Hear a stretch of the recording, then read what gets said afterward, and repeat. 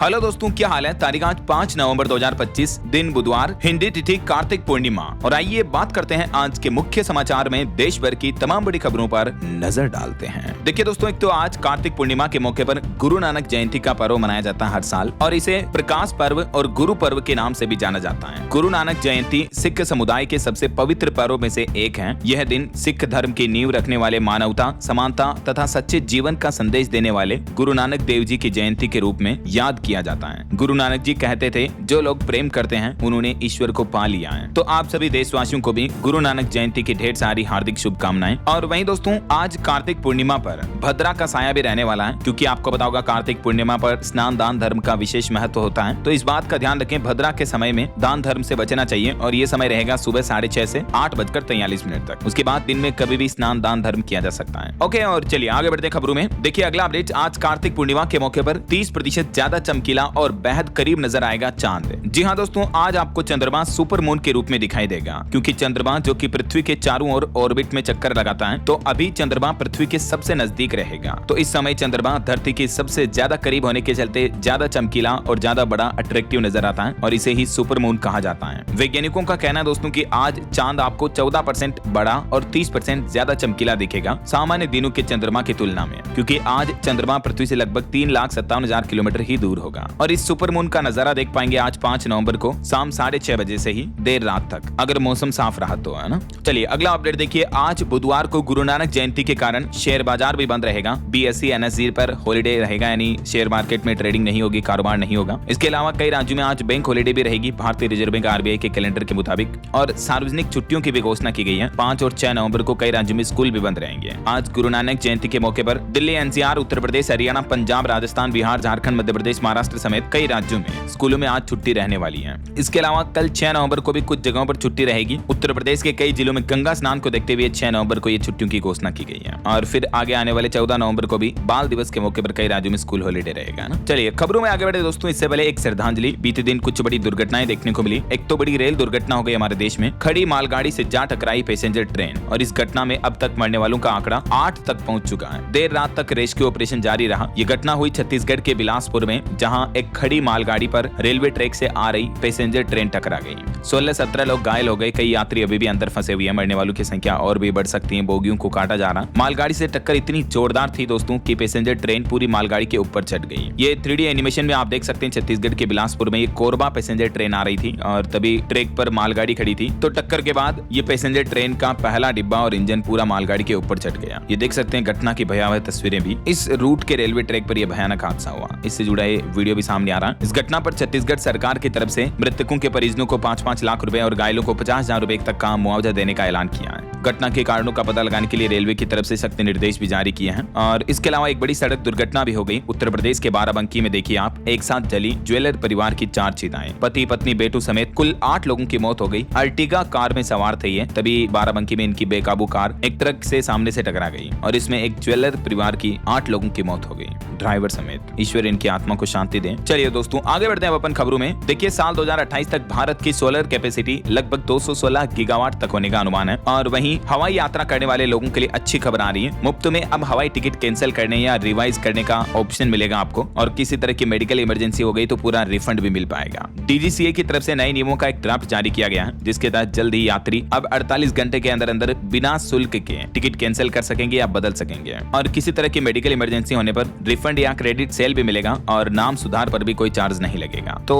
Airlines ticket को लेकर हवाई यात्रियों के लिए खुशखबरी है। 48 घंटे के अंदर फ्री टिकट कैंसिलेशन की फैसिलिटी मिलेगी, जिसका रिफंड भी 21 दिन के अंदर अंदर आपको फुल रिफंड भी मिल जाएगा। DGCA यानी directorate general of civil aviation की तरफ से इन नए नियमों के लिए ये ड्राफ्ट नोटिफिकेशन भी जारी किया है, और इस नियमों पर 30 नवंबर तक लोगों से सुझाव भी मांगे हैं। अगर सब कुछ ठीक ठाक रहा तो जल्दी ये न्यू रूल्स देखने को मिलेंगे आपको। 3 पॉइंट्स में समझ सकते हैं आपके नए नियमों में क्या क्या बदलाव करने जा रही सरकार। 48 आवर्स का लुक इन पीरियड मिलेगा, यानी सोचो समझो पसंद नहीं आया तो टिकट कैंसिल कर दो बिना कोई चार्ज लगे। और कैंसिल टिकट का रिफंड भी 21 वर्किंग डेज के अंदर अंदर देना होगा। तो हवाई यात्रा के टिकट से जुड़े सरकार सरकार ये जल्दी नए नियम लागू करने जा रही है। और चलिए अगला अपडेट देखिए। बिहार चुनाव के माहौल के बीच देश के परिवहन मंत्री नितिन गडकरी ने बड़ी घोषणा की। उन्होंने कहा कि बिहार की सड़कें अमेरिका जैसे बना दूंगा। चुनावी जनसभा को संबोधित करते हुए उन्होंने बिहार के रोड इंफ्रास्ट्रक्चर डेवलपमेंट को लेकर ये बातें कही। चलिए खबर देखिए दोस्तों। देश की वित्त मंत्री निर्मला सीतारमण ने दावा किया है कि अब तक हमारे देश में 2.5 करोड़ से भी ज्यादा लोगों को घोर गरीबी से बाहर निकाला गया, यानी एक्सट्रीम पुअर्टी से बाहर निकल चुके हैं 2.5 करोड़ से भी ज्यादा लोग। वित्त मंत्री की तरफ से ये कार्यक्रम के संबोधन के दौरान बड़ा दावा किया गया। और वहीं खबर आ रही, भारत और न्यूजीलैंड ने व्यापार समझौते के लिए अगले दौर की बातचीत भी शुरू कर दी है। वाणिज्य मंत्री पीयूष गोयल की तरफ से अपडेट दिया गया और इसी सप्ताह ऑकलैंड भी जाएंगे पीयूष गोयल इस बातचीत की समीक्षा को लेकर। चलिए सरकारी कर्मचारियों के लिए बड़ी खबर आ रही, 1 जनवरी 2026 से लागू होगा 8वां वेतन आयोग। इसकी शर्तों को भी औपचारिक मंजूरी मिल चुकी है सरकार की तरफ से।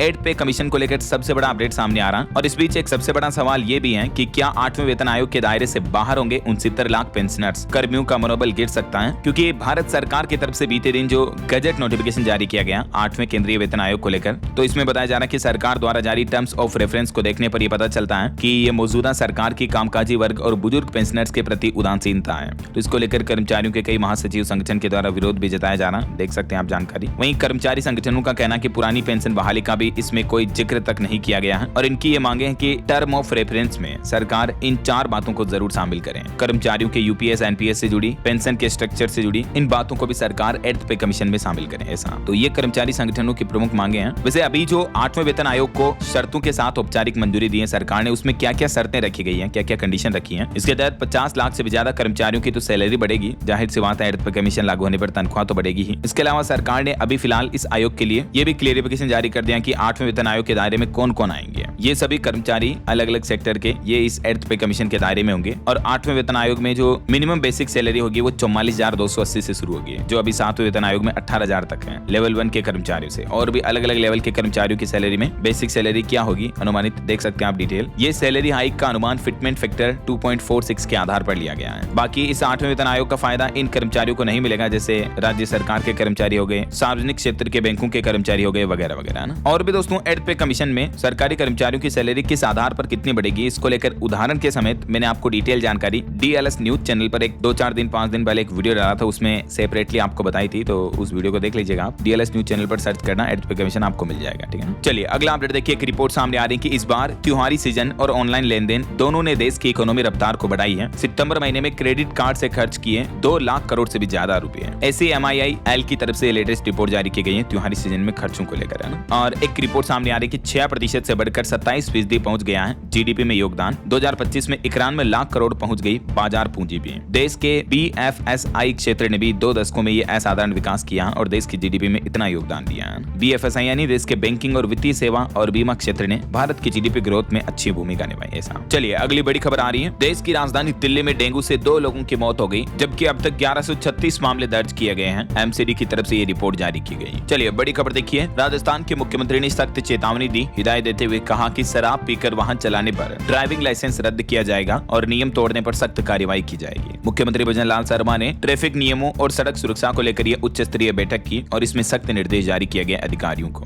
राजस्थान में लगातार भीषण सड़क हादसे बढ़ रहे हैं। उसके बाद मुख्यमंत्री भजन लाल शर्मा ने यह बैठक की और इसमें कहा कि ड्राइवर की आंखें भी अब चेक कराना जरूरी होगा, नियम तोड़ने पर लाइसेंस सस्पेंड होगा। ट्रैफिक गाइडलाइंस को लेकर ये देख सकते हैं राजस्थान सरकार का क्या प्लान है। 5 पॉइंट में उन्होंने सभी अधिकारियों को आदेश जारी किए। नशे में धुत तेज रफ्तार गाड़ी चलाने वाले ड्राइवर का लाइसेंस रद्द होगा। अभी एक दिन पहले आपको पता होगा राजस्थान के जयपुर में घटना हुई थी, जिसमें एक नशे में ट्रक ड्राइवर ने तकरीबन 17 लोगों को गाड़ियों को कुचल दिया, जिसमें से 14 लोगों की जान चली गई। तो इसी घटना के बाद राजस्थान के मुख्यमंत्री ने ये एक्शन लिया है। 15 नवंबर से लेकर 15 फरवरी के बीच सभी ट्रक ड्राइवरों की आंखों का भी चेकअप होगा। कम ज्यादा तो नहीं दिखता किसी को, ऐसा चश्मे वगैरह लगवाए जाएंगे ना। चलिए अगली खबर देखिए। प्रदूषण के मामले पर रिपोर्ट आ रही कि अक्टूबर महीने में देश के सबसे प्रदूषित शहरों में 6ठे नंबर पर रहा दिल्ली। टॉप 10 में उत्तर प्रदेश और हरियाणा के 4 शहर शामिल हैं। ये वो अक्टूबर के टॉप 10 सबसे प्रदूषित शहर हमारे देश के हैं। और वहीं खबर देखिए, यूपी की योगी सरकार ने भी नशे पर नकेल कसी। कोडीन युक्त कफ सिरप और नारकोटिक दवाओं के खिलाफ उत्तर प्रदेश में अब सख्त कार्रवाई होगी, क्योंकि पता चला कि इन दवाओं का इस्तेमाल नशे के लिए किया जाता है। तो इन दवाओं पर रोक लगाने के लिए सरकार ने विशेष टीमों का भी गठन किया है और कड़ी कार्रवाई का निर्देश भी दिया है। चलिए खबर देखिए। हरियाणा में सरकारी कॉलेजों में सहायक प्रोफेसरों के लिए ऑनलाइन स्थानांतरण यानी ट्रांसफर की प्रक्रिया शुरू हो चुकी है और इस प्रक्रिया में आयु, जेंडर, दिव्यांगता और सेवा अवधि जैसे कारकों पर महत्व दिया जाएगा। वहीं खबर आ रही हरियाणा में बेरोजगार युवाओं को भी मिलेगी आर्थिक सहायता। बेरोजगारी भत्ता के लिए ऑनलाइन आवेदन भी शुरू हो चुका है। हरियाणा रोजगार विभाग की तरफ से 1 नवंबर से ही ये बेरोजगारी भत्ता योजना शुरू की है। 21 से 35 साल तक के युवा इस पोर्टल के माध्यम से HREX.gov.in के जरिए आवेदन कर सकते हैं। और नियम और शर्तें ये हैं कि आवेदन 3 साल से रोजगार विभाग में पंजीकृत होना चाहिए और 12वीं पास होना चाहिए। पारिवारिक आय सालाना 3 लाख से कम होनी चाहिए। तब ऐसे युवाओं को 12वीं पास को 1200 रुपए और स्नातक को 2000 रुपए हर महीने बेरोजगारी भत्ते के रूप में दिए जाएंगे। चलिए अगला अपडेट देखिए। मणिपुर में सुरक्षा बलों पर हमला हुआ, जवानों ने एनकाउंटर में 4 आतंकियों को मार गिराया। वहीं चुनाव आयोग के SIR के खिलाफ पश्चिम बंगाल कोलकाता में ममता बनर्जी ने मार्च निकाला और कहा कि जैसे हर उर्दू बोलने वाला पाकिस्तानी नहीं होता है, वैसे ही हर बांग्ला भाषी यानी बांग्लादेशी लैंग्वेज बोलने वाला बांग्लादेशी नहीं हो सकता है। अभी बीते दिन से आपको पता होगा, चुनाव आयोग की तरफ से हमारे देश के 9 राज्यों और 3 केंद्र शासित प्रदेशों में SIR यानी विशेष गहन पुनरीक्षण का अगला चरण शुरू हो चुका है। बिहार के बाद दूसरा चरण यहाँ शुरू हो चुका है और इस अभियान के जरिए चुनाव आयोग मतदाताओं का वेरिफिकेशन करेगा। 18 साल से ऊपर के नए वोटर्स को जोड़ा जाएगा, मर चुके वोटर्स को डिलीट किया जाएगा, ऐसा। तो इसके खिलाफ अब कई विपक्षी नेताओं द्वारा विरोध भी देखने को मिल रहा है। और एक श्रद्धांजलि, हिंदुजा ग्रुप के चेयरमैन गोपीचंद हिंदुजा का निधन हो गया है। पाकिस्तान से इन्होंने कारोबार शुरू किया, ईरान होते हुए लंदन पहुंचे और फिर बने ब्रिटेन के सबसे अमीर कारोबारियों में से एक। 85 साल की उम्र में लंदन में इनका निधन हुआ। ईश्वर इनकी आत्मा को शांति दे। चलिए खबर देखिए। आज देश के प्रधानमंत्री नरेंद्र मोदी से मिलेंगी हिंदुस्तान की बेटियां, जिन्होंने हाल ही में भारत का नाम रोशन किया है। वर्ल्ड चैंपियन की महिला टीम प्लेयर स्पेशल फ्लाइट से दिल्ली पहुंच चुकी हैं। दीप्ति बोले कि उन्हें क्या गिफ्ट दें, जल्द ही तय करेंगे। 2 नवंबर को वर्ल्ड कप जीतने वाली भारतीय महिला क्रिकेट टीम की खिलाड़ी आज 5 नवंबर को प्रधानमंत्री नरेंद्र मोदी के साथ डिनर करेगी। भारतीय टीम आज PM मोदी से मुलाकात करेगी। वहीं इधर महाराष्ट्र सरकार ने भी फैसला लिया है, मंदाना, जेमिमा और राधा यादव पर विश्व कप जीत के लिए धन वर्षा होगी। महाराष्ट्र सरकार ने घोषणा करते हुए कहा कि इन खिलाड़ियों को करोड़ों रुपए के इनाम दिए जाएंगे। हाल ही में BCCI ने भी 51 करोड़ रुपए का पुरस्कार देने की घोषणा की थी, है ना। और वहीं एक किस्मत की खबर देखिए दोस्तों। राजस्थान के एक रेहड़ी वाले ने जीता पंजाब में 11 करोड़ की लॉटरी का पुरस्कार। बोला कि दोस्त ने टिकट के पैसे दिए थे लॉटरी खरीदने के, तो अब दोस्त की 2 बेटियों को 50-50 लाख रुपए दूंगा। जो पंजाब सरकार हर साल दिवाली के मौके पर ये लॉटरी का कॉन्टेस्ट निकालती है, तो इसमें 11 करोड़ का इनाम जीतने वाला आखिरकार 4 दिन बाद मिल गया। अमित नाम का ये शख्स, जो कि राजस्थान के जयपुर में सब्जी की रेहड़ी लगाता है। बीते दिन पंजाब सरकार ने इनको लॉटरी ऑफिस बुला करके चेक सौंपा। 11 करोड़ की लॉटरी जीतकर ये आखिरकार करोड़पति बन चुके हैं। मैनी कांग्रेट्स इनको। अच्छा, वैसे लॉटरी से याद आया, हाल ही में दोस्तों दुबई में UAE में भी एक भारतीय ने 240 करोड़ की लॉटरी जीती थी। जी हाँ, लिटरली बिलीव नहीं होगा, आपको गूगल करके देखना, आपको पता चल जाएगा। अबू धाबी में रहने वाले 29 वर्षीय भारतीय प्रवासी अनिल कुमार बोल्ला ने UAE की अब तक की सबसे बड़ी लॉटरी जीती है, जिसकी रकम है 100 मिलियन दिरहम, यानी हमारे भारतीय रुपए में लगभग 240 करोड़ रुपए, ऑलमोस्ट 250 करोड़ रुपए। यार मतलब लक भी लक होता है यार। वो कहते हैं ना कि किस्मत बड़ी कुछ चीज होती है।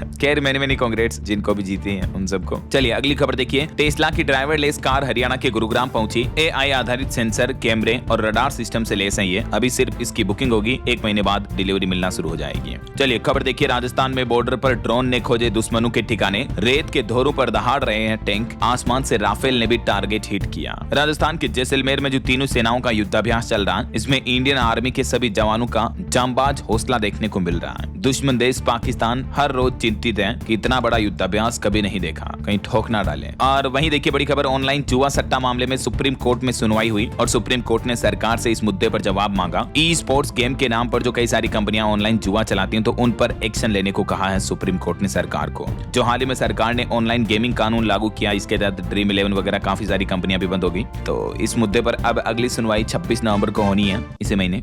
और वहीं पति पत्नी के मामले को लेकर मद्रास हाईकोर्ट का एक बड़ा फैसला देखिए दोस्तों। हाईकोर्ट ने कहा कि शादी पुरुष को पत्नी पर कंट्रोल करने का अधिकार नहीं देती है। एक 80 साल का पति जो कि अपनी पत्नी से क्रूरता का दोषी पाया गया, तो मद्रास हाईकोर्ट ने उसके लिए सजा को बरकरार रखा। हाईकोर्ट ने कहा कि भारतीय विवाह प्रणाली को पुरुष वर्चस्ववाद की छाया से निकलकर समानता और आपसी सम्मान के साथ बढ़ना चाहिए, क्योंकि शादी पुरुषों को पत्नी पर निर्विवाद अधिकार नहीं देती है। पतियों को महिला के धैर्य को सहमति नहीं समझना चाहिए। मद्रास हाईकोर्ट के जस्टिस का कहना कि 80 साल के पति को दोषी ठहराना किसी तरह का बदला नहीं है, बल्कि इस सिद्धांत की पुष्टि करता है कि उम्र क्रूरता को पवित्र नहीं बना सकती है। कोई भी वैवाहिक बंधन अपमान को सही नहीं ठहरा सकता है। तो ये एक महत्वपूर्ण फैसला सुनाया है। और वहीं पति पत्नी के मुद्दे को लेकर सुप्रीम कोर्ट में भी एक केस की सुनवाई हुई और देखिए सुप्रीम कोर्ट ने क्या कहा कि अलग रहना है तो शादी ही ना करें। पति पत्नी में झगड़े तो होते रहते हैं, बच्चों की क्या गलती है कि उनका घर टूट जाए। शादी मतलब 2 आत्माओं का साथ आना, ये कहना है सुप्रीम कोर्ट का। एक केस की सुनवाई करते हुए सुप्रीम कोर्ट ने कहा कि एक शादीशुदा जोड़े में पति या पत्नी का अलग रहना नामुमकिन है। दोनों में से कोई भी ये नहीं कर सकता है कि वे पार्टनर से अलग रहना चाहें। अगर वे अलग रहना चाहते हैं तो उन्हें शादी ही नहीं करनी चाहिए। पति पत्नी साथ रहते हैं तो खुशी होगी, बच्चे छोटे हैं, उनका घर नहीं टूटेगा। सुप्रीम कोर्ट ने एक पति पत्नी को केस की सुनवाई करते हुए समझाया ऐसे। बहरहाल अभी तो अपन कुछ और महत्वपूर्ण और काम की खबरें देखेंगे दोस्तों, लेकिन फिलहाल वक्त तो चला आज के ताजा मौसम समाचार जानने का। और हाँ, एक छोटी सी रिक्वेस्ट आपसे ये है कि अगर आप DLS न्यूज चैनल से अभी तक भी जुड़े नहीं हो तो जुड़ जाइए, चैनल को सब्सक्राइब करके बेल आइकन जरूर दबा दीजिएगा और इस वीडियो पर एक लाइक और शेयर भी कर देना, ताकि आपको रोजाना की ताजा खबरें, महत्वपूर्ण मुख्य समाचार, काम के न्यूज अपडेट सबसे पहले आपके मोबाइल पर मिलते रहेंगे। ओके, और चलिए बिना टाइम वेस्ट किए सीधा आगे बढ़ते हैं मौसम अपडेट में। तो देखिए, एक तो दिवाली के 13 दिन बाद भी राजधानी दिल्ली में पोल्यूशन काफी ज्यादा चल रहा है, AQI 229 के लगभग है। और इधर पहाड़ी राज्य उत्तराखंड, हिमाचल में भी 4000 मीटर ऊंचे इलाकों में बर्फबारी देखी गई। राजस्थान, मध्य प्रदेश समेत कई राज्यों में 2 दिन भारी बारिश का अलर्ट भी है। कुछ अलग अलग राज्यों के मौसम की स्थितियां देखते हैं थोड़ी विस्तार से। तो देखिए, राजस्थान के जयपुर में कुछ घंटों पहले भी बूंदाबांदी देखने को मिली। अभी भी राजस्थान के कई जिलों में बारिश की संभावना है। बाड़मेर में बारिश से नदी की तरह बहने लगा पानी और अब आज से ही राजस्थान में सर्दी और भी ज्यादा बढ़ेगी। मध्य प्रदेश में भी 6 नवंबर से रातें ठंडी होने लगेगी। 2-3 डिग्री तक तापमान और गिरेगा। भोपाल, जबलपुर संभाग में 2 दिन तक बूंदाबांदी देखने को मिलेगी। दिन में 30 डिग्री पार चल रहा अभी भी तापमान। आज 5 नवंबर को लगभग मध्य प्रदेश के इन कुछ जिलों में हल्की बारिश का अलर्ट है। बाकी अब धीरे धीरे मौसम साफ होने लगा और कल 6 नवंबर को तो पूरे मध्य प्रदेश के सभी जिलों में मौसम बिल्कुल साफ रहेगा। वहीं देखिए, पहाड़ी राज्यों में उत्तराखंड में 7 जिलों में बारिश देखने को मिली। ऊंचाई वाले इलाकों में बर्फबारी की भी चेतावनी। निचले क्षेत्रों में कोहरा छाया हुआ, ठंड अब बढ़ने लगी है। और हिमाचल प्रदेश में भी सुबह सुबह 6 बजे तक बारिश और बर्फबारी का अलर्ट जारी हुआ। शिमला और मनाली में चल रही ठंडी हवाएं। 3 शहरों में हिमाचल में तापमान माइनस में चल रहा है। इधर पंजाब, चंडीगढ़ में आज से बदलेगा मौसम। 2 दिन हल्की बारिश के आसार रहेंगे। कोहरा छाने का भी अनुमान जारी हुआ। खन्ना और लुधियाना की हवा भी काफी ज्यादा प्रदूषित हुई। वहीं झारखंड राज्य में ठंड ने पकड़ी रफ्तार। उत्तर पश्चिमी हवाओं ने बदला मौसम। रांची में 24 घंटे में 2.5 डिग्री तक गिरा पारा। प्रदेश में ठिठुरन भी बढ़ी है। उत्तराखंड, हिमाचल समेत मौसम विभाग का कहना है कि पहाड़ी राज्यों पर पश्चिमी विक्षोभ पहुंच चुका है। इसके चलते जम्मू, उत्तराखंड, हिमाचल वगैरह इन राज्यों में बारिश और बर्फबारी की चेतावनी जारी की गई है। वहीं दक्षिण भारत के राज्यों में जैसे कर्नाटक, बेंगलोर में फिर से बरसेंगे बादल। अगले 4 दिनों में हल्की से मध्यम बारिश के आसार हैं। बंगाल की खाड़ी में एक निम्न दबाव का क्षेत्र बन रहा है। इस वजह से पूर्वोत्तर भारत में भी बारिश के आसार रहेंगे और इधर मणिपुर, मिजोरम में भी हलचल फिर से बढ़ेगी। बाकी और भी अगले 24 घंटों के दौरान देश भर में मौसम की संभावित गतिविधियां क्या रह सकती हैं, स्काईमेट वेदर की रिपोर्ट के मुताबिक ये जानकारी भी आप देख सकते हैं स्क्रीन पर। और अंतर्राष्ट्रीय मौसम पर एक बड़ी खबर देखिए दोस्तों, एक और चक्रवाती तूफान ने भयंकर तबाही मचाई। फिलीपींस में तूफान काल मेघी के कारण दर्जनों लोगों की मौत हो गई। एक तो सेना का हेलीकॉप्टर भी गिर गया। बताया जा रहा है कि फिलीपींस में आए इस तूफान की वजह से बीते 24 घंटों के दौरान 46 लोगों की जान जा चुकी है। अभी इससे पहले एक मेलिसा चक्रवात तूफान आया था जब भारत में मोन्था चक्रवात चल रहा था, राइट। तो दुनिया में अभी एक और चक्रवात का बड़ा साया देखने को मिल रहा है। और चलिए, मौसम के बाद अब अपन आज के सराफा बाजार पर नजर डाल लेते हैं। देखिए, अंतर्राष्ट्रीय से लेकर घरेलू बाजार तक सोना चांदी के दाम में भारी गिरावट देखने को मिली है। 3100 रुपए तक दाम गिरे। लगभग चांदी 3150 रुपए टूट कर अभी 1,46,000 रुपए प्रति किलो पर आ गई है। सोने में भी मामूली गिरावट हुई 358 रुपए की और अभी सोने का भाव 1,20,000 रुपए प्रति 10 ग्राम चल रहा है। बाकी और भी अलग अलग कैरेट के हिसाब से सोने का प्राइस आप देख सकते हैं स्क्रीन पर। ओके, और चलिए कुछ मार्केट अपडेट्स पर भी नजर डाल लेते हैं। देखिए, भारतीय शेयर बाजार में सेंसेक्स में 400 से ज्यादा अंक की गिरावट देखने को मिली। 83,500 पर कारोबार रहा। निफ्टी भी 100 अंक फिसला और SBI ने यस बैंक की 13% हिस्सेदारी बेची। प्रॉफिट 10% बढ़कर 20,160 करोड़ रुपए हुआ। उसके बाद SBI का शेयर भी 959 के ऑल टाइम हाई पर पहुंच चुका है। इधर अडानी पोर्ट्स का मुनाफा दूसरी तिमाही में 27% तक बढ़ा। जुलाई सितंबर में 3,109 करोड़ रहा और सुजलोन का मुनाफा भी 540% बढ़कर 1,279 करोड़ पर पहुंचा। निवेशकों के लिए खबर है, ग्रो का IPO ओपन हो चुका है जिसमें आप 7 नवंबर तक बोली लगा सकेंगे। मिनिमम 15,000 रुपए निवेश करने पड़ेंगे। ग्रो जो कि एक स्टॉक ब्रोकिंग प्लेटफॉर्म है जीरोधा धन की तरह, उसकी तरफ से ये अपना IPO निकाला गया है। और मार्केट रेगुलेटर सेबी ने 7 और कंपनियों के भी IPO को मंजूरी दे दी है। तो जल्दी निवेशकों को ये अन्य ऑप्शन भी मिलेंगे। और वहीं देखिए, अडानी एंटरप्राइजेज ने ग्रोसरी कंपनी विल्मर की हिस्सेदारी बेची। मुनाफा 84% बढ़कर 3199 करोड़ हुआ। और देखिए, LIC ने खरीदे 21,700 करोड़ के शेयर। SBI समेत कई स्टॉक्स में पैसा लगाया। पोर्टफोलियो की वैल्यू 16 लाख करोड़ के पार पहुंच चुकी है। वहीं स्टॉक मार्केट में ट्रेडिंग करने वालों के लिए बड़ी खबर आ रही है। F&O ट्रेडर्स के लिए देखिए आप 8 दिसंबर से बदल जाएंगे F&O ट्रेडिंग के नियम। NSE करने जा रहा प्री ओपन सेशन की शुरुआत। इन्वेस्टर्स के ट्रेड पर क्या असर पड़ेगा, मतलब मार्केट रेगुलेटर सेबी की तरफ से ये ऐलान किया गया NSE यानी नेशनल स्टॉक एक्सचेंज की ओर से 8 दिसंबर 2025 से प्री ओपन सेशन शुरू हो जाएगा। इसका मतलब ये हुआ कि ऑर्डर एंट्री पीरियड 9 से 9/8 तक रहेगा। इस दौरान F&O ट्रेडर्स अपने ट्रेड्स के ऑर्डर पहले से लगा पाएंगे जब मार्केट 9:15 खुलता है ना, उससे पहले ही। सिंगल स्टॉक्स और इंडेक्स फ्यूचर्स पर भी ये नियम लागू होगा। 1 दिसंबर से एक्सपायरी डेट और 30 दिसंबर तक प्री ओपन सेशन लागू रहेगा। ऐसा तो ये सेबी का नया प्लान है, देख सकते हैं आप NSE और वगैरह का। इसमें और भी कौन कौन से कॉन्ट्रैक्ट शामिल होंगे और ये नियम क्यों लागू किया जा रहा है, इस बारे में ज्यादा डिटेल जानकारी भी आप देख सकते हैं स्क्रीन पर। और वहीं एक अपडेट अपडेट ये है दोस्तों की 4788 की कीमत का ChatGPT का गो सब्सक्रिप्शन प्लान आज से बिल्कुल फ्री हो चुका है। इस प्लान में आप ज्यादा चैट्स कर पाएंगे, इमेज जनरेट कर पाएंगे, डॉक्यूमेंट फाइल अटैच कर पाएंगे। तो ये जो 399 रुपए मंथली वाला प्लान है ये अब बिल्कुल फ्री कर दिया है OpenAI की तरफ से। इस प्लान को किस तरह से आप क्लेम कर सकते हैं और इसके अलावा भी रिलायंस जियो यूजर्स के लिए तो स्पेशली गूगल की तरफ से ऑफर निकाला गया है जिसमें आप 35,000 रुपए तक का फायदा ले सकते हैं। तो इसके बारे में अलग से जानकारी मैंने DLS न्यूज चैनल पर कल शाम को एक वीडियो में बताई है, तो अगर आपने नहीं देखा तो ये जरूर देख लीजिएगा, ठीक है ना। चलिए आगे बढ़ते हैं अपन फिलहाल खबरों में। देखिए आप, बड़ी खबर आ रही कि रात में डर कर उठ जाता हूँ, गंटू अकेले रहता हूँ। आपको पता होगा गुजरात के अहमदाबाद में जो प्लेन क्रैश हुआ था उसमें एकमात्र शख्स बच गया था, उनका नाम है विश्वास। वो बोले कि पत्नी और बेटे से भी बात नहीं कर पाता हूँ। अहमदाबाद एयर इंडिया विमान हादसे में इकलौते बचे विश्वास कुमार रमेश ने कहा कि मैं खुद को सबसे भाग्यशाली मानता हूँ, लेकिन इस वक्त हर दिन शारीरिक और मानसिक पीड़ा से गुजर रहा हूँ। 39 साल के विश्वास अकेले अहमदाबाद से लंदन जा रही फ्लाइट के एक्सीडेंट में मलबे से सुरक्षित निकले थे। बोले कि इतना डर है कि अभी भी रात में कई बार उठ जाता हूँ तो सो नहीं पाता हूँ। हादसे के बाद सब कुछ खत्म हो गया, बस जिंदा हूँ लेकिन अंदर से पूरी तरह से टूट चुका हूँ। मेंटली ये इतने ज्यादा डैमेज हुए इस हादसे की वजह से। देखिए जरा, PM मोदी भी इनसे मिलने गए थे हॉस्पिटल में, आपने देखा होगा मीडिया में। और वहीं देखिए देश की राष्ट्रपति द्रौपदी मुर्मू का 2 दिवसीय उत्तराखंड दौरा खत्म हुआ। हल्द्वानी से बरेली के लिए रवाना हुई है, एयरफोर्स स्टेशन से दिल्ली के लिए उड़ान भरेंगी। अच्छा, वैसे उत्तराखंड में रजत जयंती पर सरकार ने विधानसभा का विशेष सत्र बुलाया और इस दरमियान सदन में भाषण देते हुए मुख्यमंत्री पुष्कर सिंह धामी ने 90 मिनट तक अपने स्पीच में उत्तराखंड के भविष्य का रोड मैप बताया।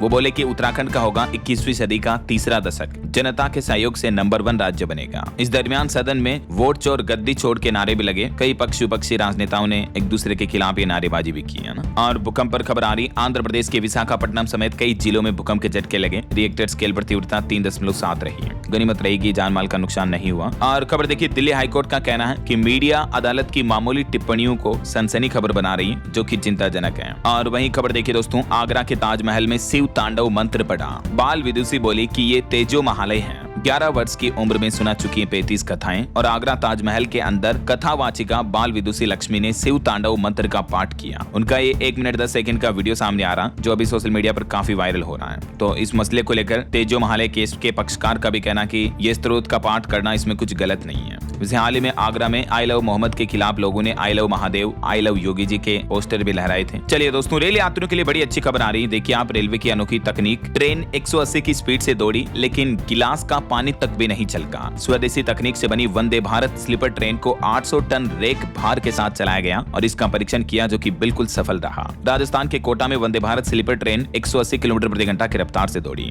लोको पायलट ने 3 ग्लास में पानी भरकर रखा, लेकिन इतनी रफ्तार के दौरान भी ग्लास में रखा पानी छलका नहीं, बाहर निकला नहीं। इतनी स्मूथ चलेगी Vande Bharat sleeper express train, है ना, और इतनी स्पीड से चलेगी। तो अभी 17 नवंबर तक चलेगा इसका परीक्षण, फिर इसका ट्रायल वगैरह किया जाएगा और जल्दी आपको हमारे देश में स्लीपर वंदे भारत ट्रेन देखने को मिलेगी यार। चलिए बिहार चुनाव से जुड़े कुछ अपडेट देखिए। बिहार में 6 और 11 नवंबर को सरकारी छुट्टी की घोषणा की है। बिना काम किए लोगों को पैसा मिलेगा। निजी संस्थानों में भी सवैतनिक अवकाश रहेगा। विधानसभा चुनाव के मौके पर यह फैसला लिया गया है। और इसके अलावा पहले चरण की 121 सीटों पर चुनाव प्रचार भी थम चुका है। केंद्रीय मंत्री ललन सिंह पर FIR दर्ज हुई। कहा था कि वोटिंग के दिन कुछ नेताओं को घर से निकलने मत देना। अब कल 6 नवंबर को बिहार चुनाव के पहले चरण में 18 जिलों की कुल 121 सीटों पर वोटिंग होनी है। वहीं देखिए इधर मुजफ्फरपुर में चिराग की जनसभा में हंगामा हुआ। लोगों ने फेंकी कुर्सियां क्योंकि वो 5 घंटे देरी से पहुंचे तो भीड़ बेकाबू हो गई। तो फिर 5 मिनट में ही निकल गए केंद्रीय मंत्री। वहीं बीजेपी नेता RK सिंह बोले कि सरकार ने अडानी से गलत समझौता किया। CBI जांच होनी चाहिए। बिहार में 62,000 करोड़ का बिजली घोटाला हुआ है। बिहार में विधानसभा चुनाव के पहले चरण के मतदान से ठीक 2 दिन पहले बीजेपी के नेता और पूर्व केंद्रीय मंत्री RK सिंह ने प्रदेश में ये 62,000 करोड़ के बिजली घोटाले का भी आरोप लगाया है। इधर देखिए तेजस्वी यादव का कहना है कि माई बहन योजना का एक मुश्त 30,000 रुपए देंगे। सरकार बनी तो कर्मचारियों का 70 किलोमीटर के दायरे में तबादला होगा। 14 जनवरी को खाते में आ जाएगा पैसा। और असम के मुख्यमंत्री हेमंत बिश्व शर्मा ने भी बिहार के जनसभा में कहा कि हमें राज्य के सभी ओसामा बिन लादेन को खत्म करना होगा। सीवान में गरजे असम CM विश्व शर्मा। वहीं PM मोदी का भी कहना है कि मुझे NDA की जीत पर कोई संदेह नहीं है। छठी मैया का अपमान करने वालों की जमानत जब्त होगी। महिला बोले कि 2025 में 225 सीटें जीतेंगे मोदी जी। वहीं इधर कांग्रेस नेता शशि थरूर ने सोशल मीडिया पर लिखा कि भारत में पॉलिटिक्स फैमिली बिजनेस बन गया है। कुछ लोगों को लगता है कि राजनीति नेहरू या गांधी परिवार का जन्मसिद्ध अधिकार है, लेकिन हमें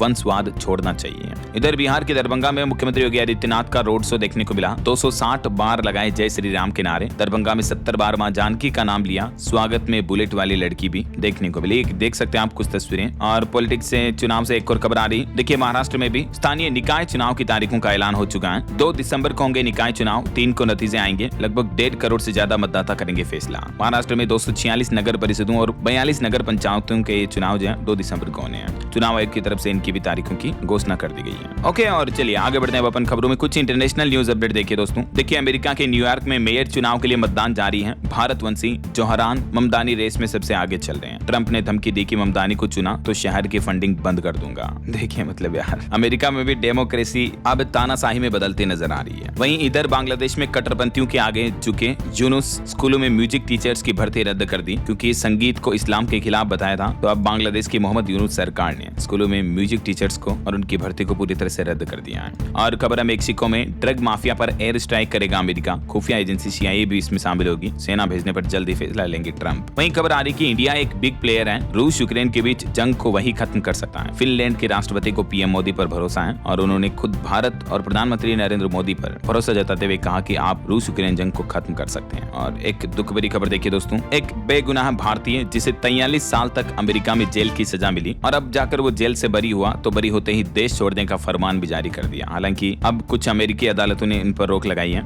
अमेरिका में 43 साल तक झूठे आरोप में जेल में रहे थे ये भारतीय मूल के सुब्रमण्यम वेदम। ये उनकी वो तस्वीर है जब अभी वो जेल से रिहा हुए हैं और ये उनकी वो तस्वीर है जब ये पुराने समय में यंग थे और इन पर झूठे आरोप लगे जब ये 19 साल के थे। तो इन पर किसी की हत्या के आरोप लगे थे क्योंकि उस शख्स को बस आखिरी बार केवल इनके साथ देखा गया था। एकमात्र यही सबूत था जिसके आधार पर इन्हें दोषी ठहरा दिया गया। 1980 का ये मामला है और इन्हें जेल भेज दिया गया। देखिए जरा, लेकिन अभी जाकर पता चला कि इनका हत्या का जो आरोप था वो झूठा साबित हुआ क्योंकि इस साल अगस्त में एक नया सबूत मिला था और ये भी पता चला था कि इनके केस में जो सरकारी वकील था उसने उस सबूत को कई सालों से छुपा के रखा था, वरना ये कई साल पहले ही बरी हो जाते हैं। मैं तो कहता हूँ ऐसे सरकारी वकील को अब इतने साल वापस जेल में रखना चाहिए क्योंकि इनकी तो जिंदगी बर्बाद कर दी ना। क्या मतलब निकला। ये 1980 में इस फोटो में जब वो 19 साल के थे अपने दोनों वकीलों के साथ आई और अभी देखिए आप जब ये जेल से रिहा हुए तो कितने बूढ़े हो चुके हैं और इनको कितना आघात लगा होगा कि जिस अपराध को इन्होंने किया ही नहीं उसके लिए 43 साल जेल की सजा। इंसानियत से भी मैं कह रहा हूँ भरोसा उठ गया होगा इनका। सच में क्या कहना चाहोगे दोस्तों आप इनके बारे में? आपकी राय विचार कमेंट करके बताइएगा जरूर। और खबर आ रही पूर्व अमेरिकी राष्ट्रपति डिक चेनी का भी निधन हो चुका है। चलिए आगे बढ़ते खबरों में। देखिए आप, उत्तर प्रदेश में कुछ नियमों में संशोधन किया। अब रोजाना 12 घंटे काम करने पर सप्ताह में मिल सकेगी 3 दिन की छुट्टी। महिलाओं को भी राहत मिलेगी। यूपी की औद्योगिक इकाइयों में अब काम के नियमों में यह बदलाव किया जा रहा। एक तो अब महिलाएं भी रात की पाली में काम कर सकेगी जैसा हाल ही में दिल्ली सरकार ने ये राहत दी थी। इसके अलावा अगर कोई व्यक्ति लगातार 12 घंटे प्रतिदिन काम करता है तो सप्ताह में 3 दिन की छुट्टी ले सकेगा, वो लीव मिल सकेगी। समझ रहे हो? तो यूपी सरकार ये वर्किंग आवर्स के कानून में जल्दी बदलाव करेगी। और वहीं योगी सरकार ने किसान भाई लोगों को भी बड़ा तोहफा दिया। चावल मिलों को 1% रिकवरी छूट मिलेगी। धान कुटाई पर सीधे बढ़ेगी किसानों की कमाई भी। रिकवरी छूट मिलने से राइस किसानों की, राइस मिलों की लागत कम होगी तो इसका सीधा फायदा राइस किसानों को मिलेगा ना। और एक अनोखी खबर देखिए दोस्तों। दुबई में केवल इंडिकेटर ऑन नहीं करने पर लगा 25,000 रुपए का जुर्माना। अब इस मुद्दे को लेकर सोशल मीडिया पर भी काफी बहस छिड़ गई है। एक भारतीय मूल के व्यापारी ने सोशल मीडिया पर अपना किस्सा साझा किया तो उनके इस किस्से के बाद भारत में भी ट्रैफिक नियमों को लेकर ये जोरदार चर्चा होने लगी है कि इतने सख्त ट्रैफिक रूल्स अगर भारत में भी बना दिए जाएं तब जाकर सड़क हादसों पर लगाम लग सकेगी। राइट, वैसे आपकी क्या राय है इस पर? क्या वाकई में इतने टाइट सख्त रूल होने चाहिए? आपकी राय विचार कमेंट में बताइएगा जरूर। और वहीं खबर देखिए, 6 घंटा 40 मिनट में पूरी होगी दिल्ली से फिरोजपुर की दूरी। नई वंदे भारत ट्रेन का शेड्यूल जारी हो चुका है। 7 नवंबर से इस रूट पर ये ट्रेन पटरी पर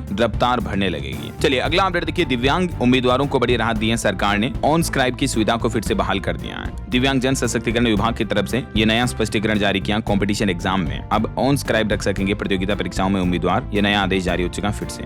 और बिजली के निजीकरण को लेकर देखिए देशव्यापी आंदोलन की तैयारी में है ऊर्जा विभाग। 15 तारीख से होंगे राज्यवार सम्मेलन और 30 जनवरी 2026 को इसके बारे में रैली भी होगी। उत्तर प्रदेश में होने जा रहे बिजली के निजीकरण यानी प्राइवेटाइजेशन के खिलाफ अब ऊर्जा विभाग देशव्यापी आंदोलन की तैयारी कर रहा है। National coordination committee of electricity employees and engineers की भी मुंबई में इस मुद्दे को लेकर बैठक हुई जिसमें यह डिसीजन लिया गया। और वहीं देखिए उत्तर प्रदेश में फार्मेसी संस्थानों में भी बड़ा बदलाव किया जा रहा। अब 12वीं पास को मिलेगा सीधा प्रवेश। विशेष चरण से कई सुविधाएं भी मिल पाएगी। उत्तर प्रदेश के कॉलेजों में इंजीनियरिंग की तरह है प्रदेश के फार्मेसी संस्थानों के लिए भी अब 12वीं पास स्टूडेंट को ये सीधा मौका मिल पाएगा ना। और वहीं खबर है पूरे उत्तर प्रदेश में 4 दिन तक नहीं होंगे बेनामे। सभी उप निबंधक कार्यालयों में 8 से लेकर 11 नवंबर तक सर्वर बदलने का काम चलेगा। ठीक है, तो इस दौरान रजिस्ट्री संबंधित प्रक्रिया के काम पूरी तरह से ठप रहेंगे 4 दिन तक। बिजनौर जिले समेत उत्तर प्रदेश के सभी डिस्ट्रिक्ट में आपको ये बदलाव देखने को मिलेगा रजिस्ट्री डिपार्टमेंट की तरफ से। और खबर है हिमाचल प्रदेश में सड़कों के अब छोटे छोटे टेंडर लगाए जाएंगे, छोटे ठेकेदारों को मिल सकेगा काम। हिमाचल के मुख्यमंत्री सुखविंदर सिंह सुक्खू की कैबिनेट बैठक में ये फैसला लिया गया। वहीं खबर है मध्य प्रदेश में भी बिजली कंपनी ने नया फरमान जारी किया। कृषि फीडरों पर 10 घंटे से ज्यादा बिजली आपूर्ति पर कटेगा अफसरों का वेतन भी।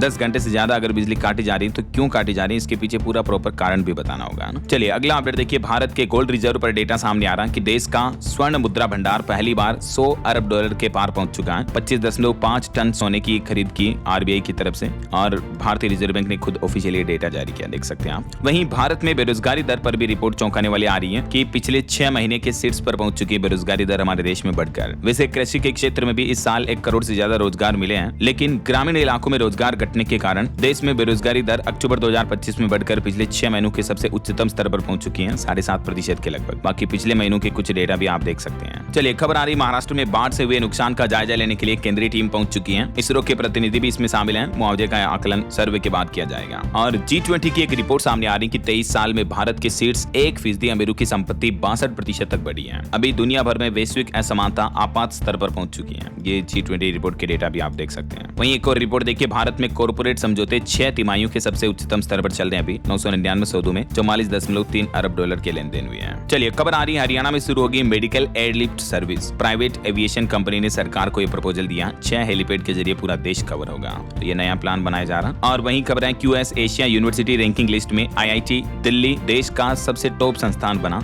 और भी कुछ संस्थानों को इसमें जगह मिली है, जिनकी डिटेल और डेटा आप देख सकते हैं। वहीं खबर है भारत अमेरिका सैन्य सहयोग समूह की 22वीं बैठक में रक्षा संबंधों को मजबूत करने पर चर्चा हुई। भारत और रोमानिया ने भी मजबूत व्यापार और निवेश संबंधों को लेकर चर्चा की। वहीं NBA ने आंध्र प्रदेश में लाल चंदन के किसानों को 3 करोड़ रुपए जारी किए। PM मोदी ने भी देश को समर्पित किए 3 क्रांतिकारी स्वदेशी इनोवेशन। केंद्रीय मंत्री ने बताया कि ESTIC 2025 भारत की सबसे बड़ी टेक छलांग है। वहीं दोस्तों भारतीय हॉकी के 100 साल पूरे होने के मौके पर भव्य शताब्दी समारोह की शुरुआत 7 नवंबर से नई दिल्ली में होगी। और देखिए gem and jewellery export council ने सरकार से कस्टम एक्ट में बदलाव और नई पॉलिसी लाने की भी मांग की है, ताकि ज्वेलरी इंडस्ट्री को बढ़ावा मिल सके, है ना। चलिए खबर आ रही बजट चर्चा को लेकर नियमों को आसान करने और टैक्स विवादों के तीव्र निपटान करने की भी मांग उठी बजट चर्चा के दौरान। बजट 2026 में सरकार से ये प्रमुख बदलावों की मांग की जा रही है। वहीं देखिए भारत में चीनी उत्पादन 16% तक बढ़ने का अनुमान है, तो सरकार चीनी के निर्यात का रास्ता भी खोल सकती है। वहीं फिच ने अदानी ग्रुप में जताया भरोसा, एफसेट समेत इन 3 कंपनियों का आउटलुक स्टेबल किया। और वैसे अदानी पोर्ट्स के तिमाही नतीजे भी काफी अच्छे रहे, डेटा आप देख सकते हैं। चलिए खबर आ रही भारतीय स्टेट बैंक SBI ने कर्मचारी प्रतिभाओं को सम्मानित करने के लिए SBI स्टार नाम से एक नया पुरस्कार शुरू किया है। वहीं खबर है भारत में जल्दी अपना पहला राजदूत नियुक्त करेगा तालिबान। और स्वच्छता सर्वेक्षण 2025 की लिस्ट में मदुरै भारत के सबसे गंदे शहरों की सूची में सबसे ऊपर शामिल हुआ। मदुरै जो कि तमिलनाडु में एक सिटी है, ये सबसे डर्टी सिटी रही। इसके बाद फिर लुधियाना, चेन्नई, रांची और बेंगलुरु का स्थान रहा। चलिए खबर आ रही 400 करोड़ की लागत से 33 एकड़ में बनेगा सुपर आधुनिक इंटरनेशनल क्रिकेट स्टेडियम। जल्दी यहाँ पर पहला इंटरनेशनल मैच भी होने जा रहा। उत्तर प्रदेश के गाजियाबाद में खेल प्रेमियों का वर्षों पुराना सपना ये जल्दी साकार होने जा रहा है। 2027 तक ये स्टेडियम बनकर तैयार हो जाएगा।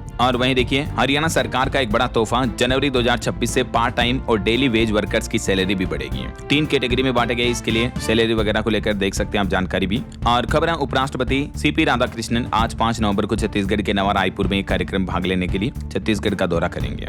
ऑटो इंडस्ट्री से खबर देखिए, 2nd generation Hyundai venue launch हुई। शुरुआती कीमत 7,89,000। और सरकार ने लॉन्च किया PLI स्कीम का तीसरा फेज। स्टील सेक्टर में मजबूत बनेगा हमारा देश भारत। वहीं मलेशिया जाने वाले भारतीयों के लिए भी अच्छी खबर है। QR कोड स्कैन करके आप सेकंडों में पेमेंट कर पाएंगे। मलेशिया UPI पेमेंट सुविधा अपनाने वाला देश का मतलब दुनिया का 9वां देश बन चुका है। और खबर है उत्तर प्रदेश के 7 जिलों की धरोहरों में बनेंगे हेरिटेज होटल। लखनऊ की 3 इमारतें भी पर्यटन का केंद्र बनाई जाएगी। CM योगी की तरफ से ये बड़ी घोषणा की गई है। और भी इन जिलों में ये डेवलपमेंट दिखेंगे आपको। वहीं खबर है दिल्ली में अब BS 4 श्रेणी से कम वाले 500 से ज्यादा वाहनों को दिल्ली में नहीं मिलेगी एंट्री। बॉर्डर पर पुलिस ने टीमें भी तैनात की। और देखिए झारखंड में अंबेडकर आवास योजना में मिलेंगे अब 2 लाख रुपए। झारखंड कैबिनेट बैठक में कई और प्रस्तावों को मंजूरी मिली। पहले इस योजना में जो सहायता राशि 1,30,000 रुपए थी, उसको बढ़ाकर झारखंड सरकार ने सीधा 2 लाख रुपए कर दिया है। तो इसके अलावा भी कुछ फैसलों की जानकारी आप देख सकते हैं। राज्य मंत्री परिषद की बैठक में ये महत्वपूर्ण निर्णय लिए गए हैं। और देखिए चंडीगढ़ में नया नियम लागू हुआ, प्रत्येक घर से अलग किया गया कचरा अगर नहीं लिया तो 500 रुपए तक का जुर्माना भी लगेगा उल्लंघन करने वालों पर। वहीं खबर आ रही कि उत्तर प्रदेश में 23 लाख बच्चों को 7 दिन के अंदर यूनिफॉर्म का पैसा देगी योगी सरकार और सीधा बच्चों के बैंक खातों में ये पैसा भेजा जाएगा। ओके, और चलिए दोस्तों आगे बढ़ते हैं खबरों में, कुछ और स्टेट न्यूज अपडेट देख लेते हैं फटाफट से। देखिए राजस्थान में एक बड़ी साइबर ठगी की खबर आ रही कि बीच रिसोर्ट की फर्जी वेबसाइट से करोड़ों की ठगी की गई। गूगल बिजनेस अकाउंट बना लेते, बुकिंग का फोन ठगों के पास आता था, 2 भाई इसके पीछे मास्टरमाइंड निकले। शादियों और टूरिस्ट सीजन में ठग नई नई तकनीक के साथ लोगों के साथ ही बड़ी ठगी कर रहे हैं, देखिए जरा। और वहीं खबर है राजस्थान में सरकारी कर्मचारियों की मुफ्त इलाज योजना में फर्जीवाड़ा सामने आया। छुट्टी पर थी डॉक्टर, उनके नाम से बनी लाखों की दवा पर्चियां। चूरू में कंप्यूटर ऑपरेटर गिरफ्तार भी हुआ। इधर राजस्थान में कर्मचारियों के 34 संगठनों ने मोर्चा खोल दिया, सरकार पर वादा खिलाफी का आरोप लगाया। महासंघ 5 नवंबर से प्रदेश भर में आज से ही संघर्ष चेतना यात्रा भी निकालेगा। वहीं देखिए उत्तर प्रदेश के फार्मेसी संस्थानों में अब डायरेक्ट एडमिशन का मौका मिलेगा। मैंने आपको बताया ना, 12th पास स्टूडेंट को सीधा फायदा होगा ना। और इसके अलावा देखिए यूपी नोएडा में एलजी भी करेगी 1000 करोड़ का निवेश, लोगों को रोजगार भी मिलेगा। वहीं यूपी मथुरा में यातायात महाअभियान भी शुरू हुआ, 1 महीने तक चलेगा ये अभियान। और हरियाणा राज्य में लिंगानुपात पर रिपोर्ट आ रही कि 905 से बढ़कर 913 हुआ लिंगानुपात, जो कि अच्छी बात है। और देखिए जगराओं की बेटी ने दुबई बाउल में जीते मेडल, अंडर 11 में गोल्ड और 12 में सिल्वर मेडल जीता। 50 से ज्यादा देशों के खिलाड़ी इसमें शामिल हुए थे। ओके, और चलिए दोस्तों कुछ और एजुकेशनल अपडेट्स देख लेते हैं फटाफट से। देखिए पश्चिम बंगाल में 8,477 पदों पर भर्ती निकली हुई है। 3 नवंबर से आवेदन शुरू हो चुके हैं, 3 दिसंबर लास्ट डेट रहेगी। पंजाब नेशनल बैंक में लोकल बैंक ऑफिसर के 750 पदों पर भर्ती चल रही है, लास्ट डेट है 23 नवंबर। और देखिए नेक्स्ट एग्जाम एक बार फिर से टला, नीट पीजी और एफएमजी को रिप्लेस करेगा, साल में 2 बार मौका मिलेगा। वहीं खबर है जेईई मेंस में नहीं मिलेगी कैलकुलेटर की सुविधा, एनटीए ने माना कि इंफॉर्मेशन बुलेटिन में गलती हुई थी। और पंजाब नेशनल में भी एलबीओ के 750 पदों पर भर्ती चल रही है, तो ग्रेजुएट्स के लिए मौका है, 3 तारीख से इसमें आवेदन चालू है। वही देखिए एसएससी ने जारी की 3500 भ्रष्ट शिक्षण कर्मचारियों की सूची, सुप्रीम कोर्ट के आदेश के बाद ये कार्रवाई हुई। और देखिए QS world university ranking Asia 2026 की लिस्ट भी जारी हुई, जिसमें भारत की एक भी यूनिवर्सिटी टॉप 50 में तक नहीं है, जबकि इस लिस्ट में पाकिस्तान की 82 यूनिवर्सिटीज को जगह मिली, देखिए जरा। और वहीं दोस्तों आज देवों की दीपावली भी है। उत्तर प्रदेश वाराणसी काशी समेत कई जगहों पर ये देव दिवाली का पर्व भव्य तरीके से मनाया जाएगा। आप सभी को ढेर सारी हार्दिक शुभकामनाएं। ओके, और चलिए अंत में आज के राशिफल पर नजर डाल लेते हैं। देखिए सिंह और मकर राशि वालों को सितारों का साथ मिलेगा और प्रमोशन के भी योग बनेंगे। वहीं मिथुन राशि वालों को प्रॉपर्टीज में भी फायदा मिलेगा। और भी कुछ अलग अलग राशियों का राशिफल आप देख सकते हैं स्क्रीन पर। और हाँ दोस्तों, आप मुझे कमेंट करके बताइए कि भारत के सबसे प्रदूषित शहरों की लिस्ट में किस राज्य का शहर टॉप नंबर 1 पर रहा है, कमेंट करके बताइए। सही जवाब देने वाले लोगों को रैंडमली सेलेक्ट होने पर डीएलएस न्यूज टीम की तरफ से एक शानदार सरप्राइज गिफ्ट जीतने का मौका मिलेगा। और इसी के साथ ही अगर आपको वीडियो अच्छा लगा तो इसे लाइक करना, शेयर भी करना, डीएलएस न्यूज चैनल को सब्सक्राइब करके बेल आइकन जरूर दबा देना। ओके, ख्याल रखिएगा अपने आप का, अपने परिवार का। मिलेंगे अगले नेक्स्ट अपडेट में, तब तक के लिए जय हिंद, जय भारत, वंदे मातरम।